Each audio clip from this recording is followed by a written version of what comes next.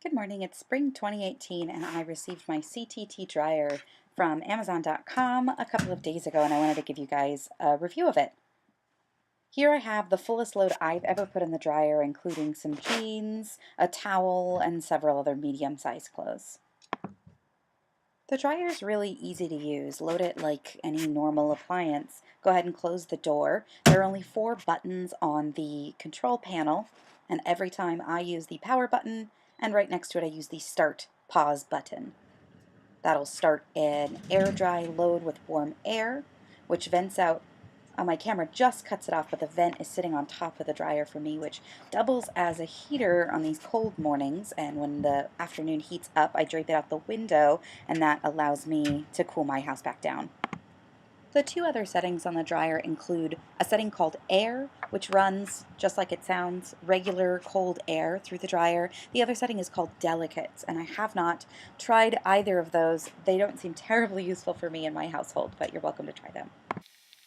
As you can tell, the dryer is pretty quiet. I'm going to go ahead and speed up this load. This took quite a while. Usually my loads take about 30 minutes to dry. This one took about 45, probably because of those heavy pants and the heavy towel that was in there. I'm still very impressed with the dry time on this dryer. I'm going to slow it down here so you can hear how quiet this load is, even with wool dryer balls clanging around in there.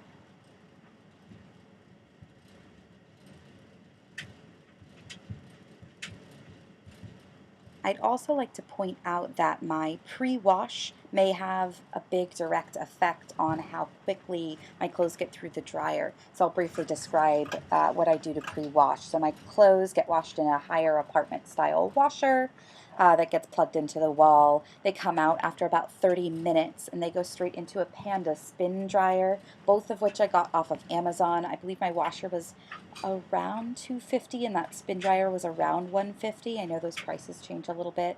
I would absolutely recommend pre-spinning this. A lot of water comes out in the Panda, and I have heard a lot of reviews on apartment style dryers saying that these take 60 minutes to 90 minutes to dry clothes, and I would encourage you to prolong the life of your dryer by not making them work quite that hard. Your clothes should definitely be spun before they go into a dryer like this. So it's a little bit of extra room, but as someone who lives in a tiny house, I will tell you that the room is totally worth it, and you should invest absolutely in a spin dryer alongside this guy.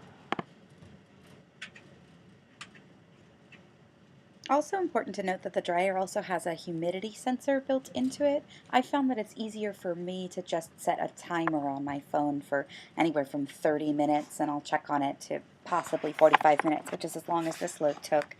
The humidity sensor will shut it off. It seems like about every 15 minutes, take a measurement and keep going if it senses that the clothes are still wet, and supposedly it'll stop if the clothes are dry. But sometimes I've found that I've stopped my dryer and my clothes are already dry. So in order to avoid over drying them, I will manually stop it.